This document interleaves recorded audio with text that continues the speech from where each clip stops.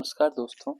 आज अपन spring board academy के note से धार्मिक क्रांति अर्थात धार्मिक क्रांति में बौद्ध धर्म, आजीविक धर्म, जैन धर्म सब आएंगे। तो अपन बौद्ध धर्म के बारे में थोड़ा पढ़ते हैं। बौद्ध धर्म के संस्थापक गौतम बुद्ध थे। गौतम इनका गोत्र था, बुद्ध के नाम से बौद्ध धर्म पड़ा। और इनका जन्म आज का जो नेपाल है, लुम्बिनी, आज की जो जगह है वो रूमनदेही के नाम से प्रसिद्ध है। लुम्बिनी में 563 बीसी में इनका जन्म हुआ। और बचपन का नाम इनको सिद्धार्थ बोलकर पुकारा जाता था। बाद में इनका नाम गौतम बुद्ध पड़ा। और ये इनके पिताजी शाक्य कुल से थे, इसलिए ये भी शाक्य कुल से थे। इनके पिता का नाम शुद्धोधन व माता का नाम महामाया था। और इनकी जो सौतेली माँ थी, जिन्होंने इनका लालन पालन किया, जो लास्ट में इनकी शिष्या भी बन गई थी, प्रजापति गौतमी। और ये बुद्ध का इन्होंने लालन पालन किया, ये इनकी सौतेली माँ थी। और जब बुद्ध भगवान, इनका कुल शाक्य था, इनके पिता शुद्धोधन शाक्य थे, इसलिए गौतम बुद्ध को शाक्य मुनि के नाम से पुकारा जाता है। और इनका गोत्र गौतम है। पत्नी इनकी यशोधरा थी। एक बेटा था, उनका नाम राहुल था। इनको सोते हुए ये छोड़ गए थे। इन्होंने 29 वर्ष की अवस्था में इन्होंने गृह त्याग किया था। और 29 ईयर के ओल्ड थे जब इन्होंने गृह त्याग किया था लुम्बिनी से। इनके दो गुरु हैं। एक तो है अलार कलाम। अलार कलाम सांख्य दर्शन के आचार्य थे। और दूसरे गुरु है रामपूत। ठीक है। फिर अपन बात करें, एक जब ये जंगल में गए तो बुद्ध को खीर खिलाई गई एक लड़की थी, उसका नाम था सुजाता। क्या नाम था? सुजाता। सिद्धार्थ शाक्य मुनि, शाक्य कुल में पैदा हुए इसलिए शाक्य मुनि। गौतम बुद्ध, क्योंकि गौतम इनका गोत्र था, के रूप में प्रसिद्ध हुए। इनका नाम बचपन का सिद्धार्थ था, बाद में इस नाम से फेमस हुए। और बता दें, इनके प्रिय शिष्य आनंद थे, और जबकि प्रमुख शिष्य उपाली थे। आनंद तो इनके प्रिय शिष्य थे, इनको बहुत अच्छे लगते थे, और उपाली इनका प्रमुख शिष्य था। भगवान बुद्ध 35 वर्ष की आयु में, इनको ज्ञान प्राप्ति कब हुई कि 29 वर्ष की आयु में तो ये गृह त्याग करे, और 35 वर्ष की आयु में ये बोध गया, बिहार में जो बोध गया है वहां चले गए। वहां जो निरंजना नदी है उसके तट पर एक पेड़ लग रहा था, पीपल का पेड़। उस वृक्ष के नीचे उस समय जो दिन था वो बैसाख की पूर्णिमा। क्या था? बैसाख पूर्णिमा को इनको बोधित्व यथार्थ ज्ञान की इनको प्राप्ति हुई 35 साल की अवस्था में। मतलब 29 साल के घर से निकले हुए 35 साल की अवस्था में इनको ज्ञान की प्राप्ति, ये बोध गया में निरंजन नदी के तट पे ये पीपल का वृक्ष था, इसके नीचे बैठकर इनको ज्ञान की प्राप्ति हुई। और ज्ञान प्राप्ति के बाद में इनका नाम शाक्य मुनि, गौतम बुद्ध व तथागत इनका नाम निकला। सिद्धार्थ कपिलवस्तु में बड़े हुए। कपिलवस्तु नगर था। जब बड़े हुए, कौंडिन्य नामक ब्राह्मण ने इनके राजा होने की, राजा, सम्राट या साधु, दो ही चीज बनेगा, या तो साधु बन जाएगा या सम्राट बनेगा। तो कौंडिन्य ब्राह्मण ने इनको भविष्यवाणी करी थी। तो कौंडिन्य ब्राह्मण बाद में इनके शिष्य बन गए थे। सिद्धार्थ ने मध्यम मार्ग का सिद्धांत दिया। इन्होंने बोला, न तो ज्यादा योगी बनो, न ज्यादा भोगी बनो, आप मध्यस्थ रहो, हर काम में मध्यम मार्ग अपनाओ। बहुत ज्यादा प्रो मत बनो, बहुत ज्यादा डिएक्टिव मत रहो, बस मध्यम मार्ग अपनाते रहो और अपनी जिंदगी कटती जाएगी। और प्रिय शिष्य इनका जो आनंद था, उसके कहने पर बुद्ध ने वैशाली में महिलाओं को संघ में प्रवेश दिया। पहले ये महिलाओं को प्रवेश नहीं दे रहे थे, बाद में आनंद के कहने पर। और इनके संघ में सबसे पहली महिला प्रजापति गौतमी इनकी मदर ही थी। अंगुलीमाल बुद्ध का शिष्य बन गया था। अब 3 शिष्य हो गए। प्रिय शिष्य आनंद था, प्रमुख शिष्य उपाली था, एक अंगुलीमाल बुद्ध का शिष्य था। और वैशाली की जो नगर बधू थी आम्रपाली, उसको भी बुद्ध ने शिष्या बना दिया। और क्योंकि ये महिलाओं को प्रवेश दे दिया था इन्होंने आनंद के कहने पर, पहली महिला प्रजापति गौतमी थी, बाद में एक नगर बधू थी आम्रपाली, उसको भी बुद्ध की शिष्य वो बन गई। अब कुछ प्रतीक घटनाएं हैं, उनको किसी प्रतीक से व्यक्त करते हैं बुद्ध के बारे में। तो उनसे जुड़ी हुई घटनाएं हैं। जब बुद्ध की मतलब गर्भस्थ हुई तो ये सफेद हाथी के रूप में उसको प्रतीक है। जन्म का प्रतीक कमल व सांड है। और घोड़ा गृह त्याग का प्रतीक है। जब 29 वर्ष की आयु में उन्होंने गृह त्याग किया, उसका प्रतीक था घोड़ा, घोड़े पर बैठकर उन्होंने गृह त्याग किया, ऐसा प्रतीक माना जाता है। ज्ञान का प्रतीक पीपल या बोधि वृक्ष। मैंने बताया ना, निरंजना नदी के तट पे पीपल के वृक्ष के नीचे बैसाख पूर्णिमा को इनको ज्ञान प्राप्त हुआ, इसलिए वो पीपल का पेड़ बुद्ध के ज्ञान का प्रतीक था। पद चिन्ह की बात करें तो ये पद चिन्ह है कि भाई ये संसार को छोड़कर चले गए, अर्थात मोक्ष नहीं निर्वाण बोलते हैं बौद्ध धर्म में, इन्होंने निर्वाण की प्राप्ति हो गई। और स्तूप, स्तूप इनकी मृत्यु का प्रतीक है, जहां जहां इनके जो अवशेष हैं उनके ऊपर स्तूप बनाए गए हैं।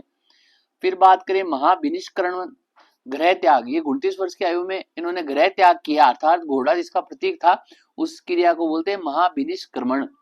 ज्ञान प्राप्ति, पीपल के पेड़ के नीचे 35 वर्ष की आयु में निरंजना नदी के तट पर वैशाख पूर्णिमा को जो ज्ञान प्राप्ति हुई उसको संबोधि नाम से बोला जाता है। धर्म चक्र परिवर्तन, सारनाथ में कौंडिन्य ब्राह्मण में उसके साथियों को सबसे पहले बुद्ध ने ज्ञान प्राप्ति के बाद में जो उपदेश दिया उसे धर्म चक्र परिवर्तन बोलते हैं।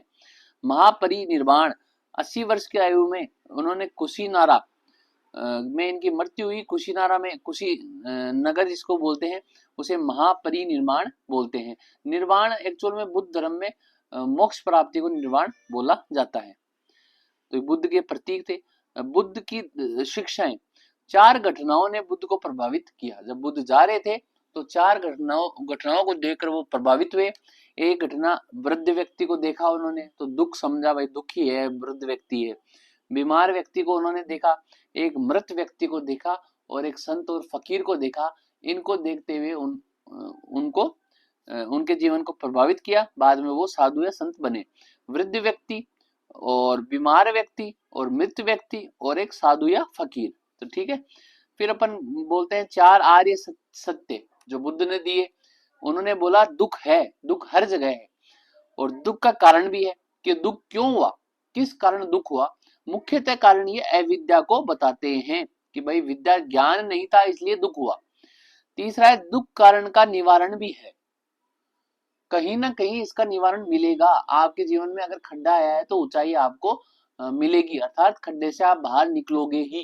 कोई सड़क पे अपन चलते हैं तो खड्डा आता है, बम्प आता है, तो उसके बारे में चढ़ाई भी आती है, तो दुख का निवारण भी है। और फिर इन्होंने दुख निवारण करने के लिए मार्ग, चौथे आर्य सत्य में बताया कि दुख निवारण का मार्ग भी है, और ये मार्ग अष्टांगिक मार्ग बताया, मतलब 8 मार्ग इसमें बताया, इस प्रकार आप दुख का निवारण कर सकते हो।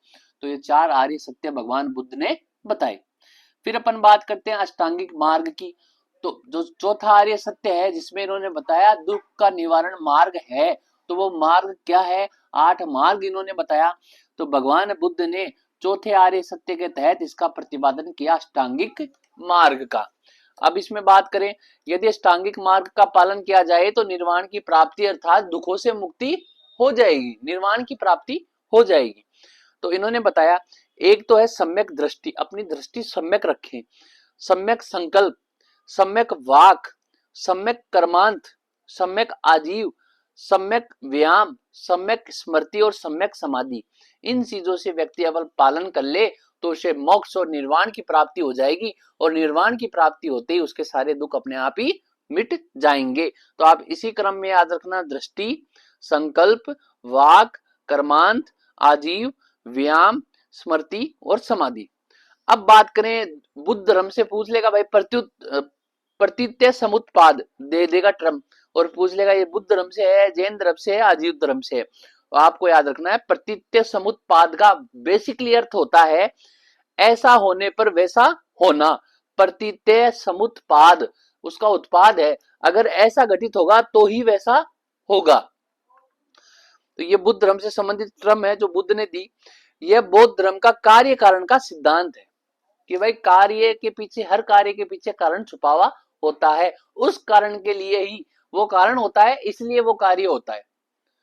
तो कोई ना कोई कारण होता है इसलिए वो कार्य होता है।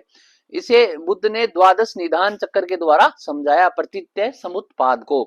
बुद्ध के अनुसार दुखों का कारण क्या है, अज्ञान या अविद्या, किसी को नॉलेज नहीं था इसलिए उसको दुख हुआ, ठीक है। भगवान बुद्ध ने इसे दूसरे आर्य सत्य के तहत समझाया। तो दूसरे आर्य सत्य है दुख का कारण, इसमें उन्होंने समझाया द्वादश निधान चक्र, प्रत्युत्तर समुत्पाद, उन्होंने बताया दुख का कारण अविद्या है, आप ये याद रखना। फिर बात करते हैं अपन क्षणिकवाद, अनित्यवाद। नित्य जो कंटिन्यू है, अनित्य जो कंटिन्यू नहीं है, डिसकंटिन्यू है। तो अनित्यवाद या क्षणिक, क्षणिक मतलब क्षण भर के लिए। तो बुद्ध ने बताया कि इस जगत में सभी वस्तुओं का अस्तित्व क्षण भर के लिए होता है, सभी वस्तुएं अनित्य होती है, अर्थात उनका अस्तित्व क्षण भर के लिए है। जैसे एक नदी जा रही है और आपने वहां डुबकी लगा ली, आप वो पानी आगे निकल गया, वो क्षण भर के लिए आप पर था। अब आप दोबारा उसमें स्नान करोगे तो वो पानी नहीं मिलेगा, नया ही पानी मिलेगा। तो हर चीज का इस दुनिया में अस्तित्व क्षण भर के लिए है। सभी वस्तुओं में प्रतिपल प्रति क्षण बदलाव होते रहते हैं, मतलब चेंज, परिवर्तन संसार का नियम अपन बोलते हैं ना, वो इसी को लेकर बोलते हैं, क्षणिकवाद को लेकर ही।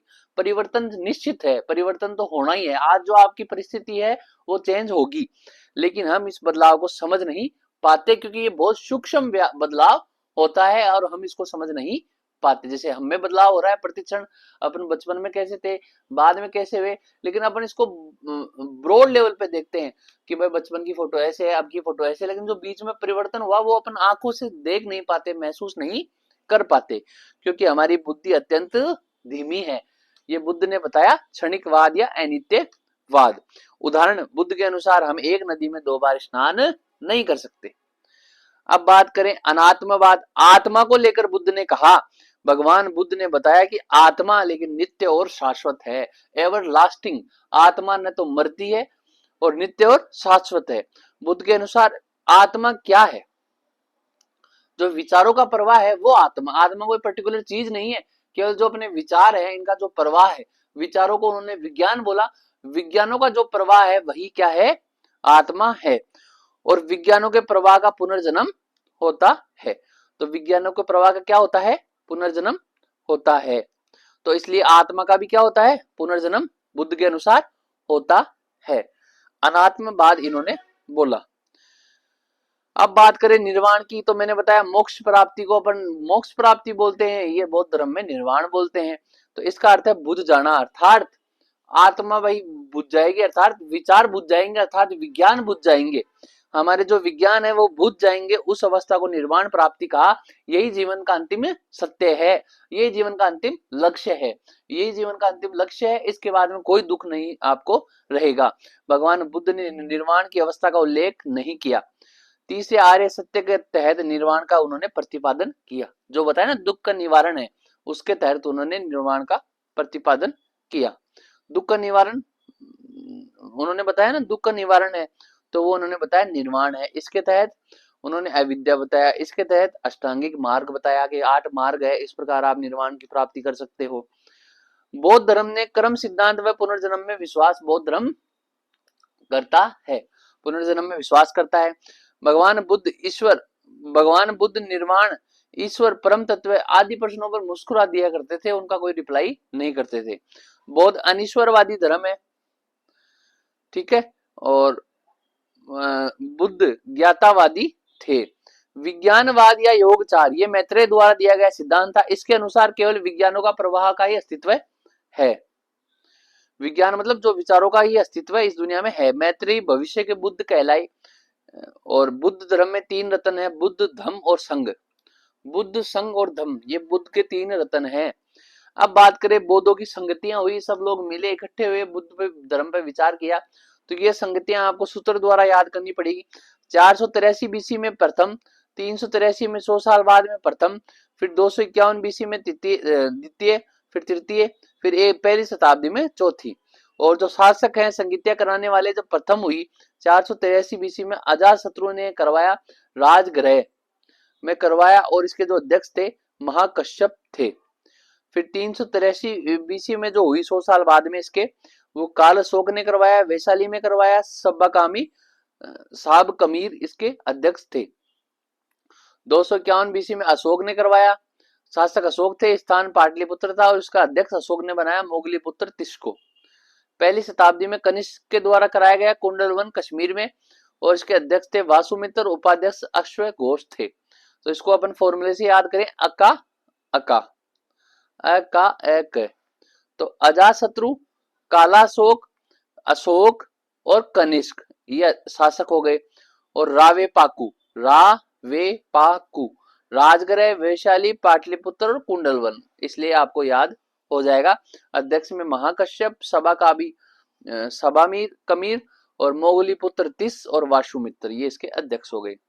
फिर बात करें संगतियों में क्या क्या रिजल्ट निकला। जो पहली संगति हुई 483 BC में अजातशत्रु राजगृह में, जो पहली संगति हुई, इस संगति में जो 3 पिटक है बुद्ध धर्म में, सूत पिटक, विनय पिटक और अभिधम पिटक, इसी क्रम में ये निकले। सूत पिटक और विनय पिटक तो पहली संगति में ही निकल गए। अब ये है क्या, पिटक मतलब पिटारा है बुद्ध धर्म का। सूत पिटक में लिखा गया है, सूत पिटक पहली बात तो जो प्रिय शिष्य बुद्ध के थे आनंद, आनंद ने सूत पिटक की रचना करी। सूत पिटक में क्या बताया गया है, सूत पिटक में बेसिकली बुद्ध की पूर्व जन्म की कहानियां, जिन्हें जातक कथाएं कहते हैं, जातक टेल्स बोलते हैं, जातक कथाएं बोलते हैं, बुद्ध भगवान के पूर्व जन्म की कहानियां, लगभग 500 से ऊपर कहानियां सूत पिटक में आनंद के द्वारा लिखी गई। भगवान बुद्ध की शिक्षाएं व जीवन की घटनाएं इसमें लिखी गई है। विनय पिटक की बात करें, विनय पिटक की रचना उपाली ने करी, जो प्रमुख शिष्य थे बुद्ध के, तो इन्होंने विनय पिटक की रचना करी। और बौद्ध भिक्षुओं के आचार विचार और नियम, बौद्ध भिक्षु कैसे रहेंगे, कहाँ पे रहेंगे, उनके क्या नियम है, किस प्रकार उनको प्रार्थना करनी है, ये सब विनय पिटक में कहा गया। और ये दोनों पिटक प्रथम संगति के दौरान अजातशत्रु ने जो 483 ईस्वी में राजगृह में करवाई, जिसके अध्यक्ष अपने महाकश्यप जी थे, वहां पे ये हुई। दूसरी संगति जो 383 BC में हुई, ये कालाशोक के द्वारा कराई गई वैशाली में।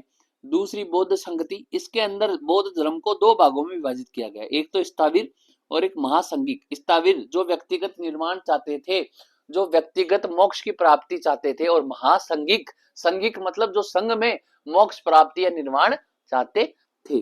फिर बात करें तीसरी बौद्ध संगति, जो अशोक के समय हुई थी और 251 BC में हुई, और पाटलिपुत्र में ये हुई थी। अशोक ने मोगलीपुत्र तिष को अध्यक्ष इसका बनाया था। तो तृतीय बौद्ध संगति में अभिधम पिटक की स्थापना या रचना हुई। तो 3 पिटक हो गए, सूत पिटक, विनय पिटक प्रथम संगति, तृतीय संगति में अभिधम पिटक। अभिधम पिटक में बताया गया है विषय वस्तु बौद्ध दर्शन, इसमें बौद्ध फिलोसफी के बारे में अभिधम पिटक में बताया गया है। और पिटक का मतलब पिटारा होता है, त्रिपिटक मैंने बताया, सूत पिटक, विनय पिटक व अभिधम पिटक। ठीक है, तो सूत पिटक में जातक कथाएं, विनय पिटक में साधु संतों के आचार विचार नियम है, अभिधम पिटक में बौद्ध फिलोसफी है। चौथी संगति जो 1st शताब्दी AD में हुई थी, जो कनिष्क ने कुंडल वन कश्मीर में इसको कराया था, वासुदेव इसके वासुमित्र, और इसके क्या थे, वासुमित्र इसके अध्यक्ष थे, और उपाध्यक्ष अश्वघोष चौथी संगति के थे। तो इन्होंने बौद्ध धर्म को 2 भागों में बांटा, हीनयान व महायान। यान मतलब गाड़ी, हीन यानी छोटी, महा यानी बड़ी। तो हीनयान जिस प्रकार नाम है उसी प्रकार ये फैले हुए हैं। हीनयान के बहुत कम इलाके में, श्रीलंका जो अपना दक्षिणी एशिया वाला इलाका है, म्यांमार, बर्मा, लाओस, थाईलैंड, इधर फैला हुआ है। महायान जो चीन, जापान, मंगोलिया, कोरिया जो ऊपरी उत्तरी एरिया है उसमें फैला हुआ है। तो हीनयान वाले रूढ़िवादी थे और महायान वाले सुधारवादी थे। हीनयान भगवान बुद्ध को महापुरुष मानते थे, और जबकि ये मूर्ति की पूजा करते थे महायान वाले, तो ये ईश्वर के रूप में स्वीकार किया इन्होंने। अब ये भगवान बुद्ध को केवल महापुरुष मानते थे, देवी देवताओं में विश्वास नहीं करते थे, और ये बाकी देवी देवताओं को भी मानते थे। ईश्वर माना इन्होंने बुद्ध को, और तारा प्रज्ञा की देवी जैसे इन्होंने माना। मूर्ति पूजा नहीं करते थे हीनयान वाले, महायान वाले मूर्ति पूजा करते थे। हीनयान केवल व्यक्तिवादी, व्यक्ति का ही निर्माण चाहते थे, और महायान मानववादी थे, ये मानववादी थे। और हीनयान वाले परम पद अहर्त को मानते थे, और महायान वाले परम पद बोधिसत्व को मानते थे। हीनयान वाले पाली भाषा में लिखते थे और महायान वाले संस्कृत भाषा में लिखते थे, मतलब इन्होंने कुछ सुधार किया। और देश ये मैंने आपको बता दिया। और बाद में हीनयान 2 भागों में बटा, स्वतांत्रिक व वैभाषिक। स्वतांत्रिक के संस्थापक थे कुमारलब्ध, वैभाषिक के संस्थापक थे वासुमित्र। और महायान भी 2 भागों में बटा, शून्यवाद जो नागार्जुन द्वारा दिया गया, और विज्ञानवाद अर्थात विज्ञान का इस दुनिया में अस्तित्व है, वो मैत्रेयी द्वारा जो आधुनिक युग के बुद्ध कहलाए। नागार्जुन के बारे में अपन थोड़ा सा बात कर लेते हैं। महायान के शून्यवाद से रिलेटेड है। परम तत्व इन्होंने शून्य को बताया, निर्गुण, निराकार, निर्विशेष, निर्वचनीय बताया। और कालांतर में इन्होंने शंकराचार्य ने भी ब्रह्म के लिए निर्गुण निराचार निर्विशेष निर्वचनीय बताया, इसलिए शंकर को प्रच्छन्न बोध छुपावा बोध नागार्जुन भी कहा जाता है। नागार्जुन को भारत का आइंस्टीन कहा जाता है क्योंकि नागार्जुन ने सापेक्षता का सिद्धांत दिया जो आइंस्टीन ने भी दिया था। खैर आइंस्टीन तो बाद में आए, आइंस्टीन को नागार्जुन कहना चाहिए था, लेकिन नागार्जुन को भारत का आइंस्टीन कहा जाता है। मैत्रेय के अनुसार इस जीवन में केवल विज्ञान का प्रवाह है, अस्तित्व है, इसलिए विज्ञानाचार इन्होंने दिया, या योगाचार या विज्ञानवाद इन्होंने मैत्रेय ने दिया जो महायान में है। आज के लिए इतना ही, धन्यवाद।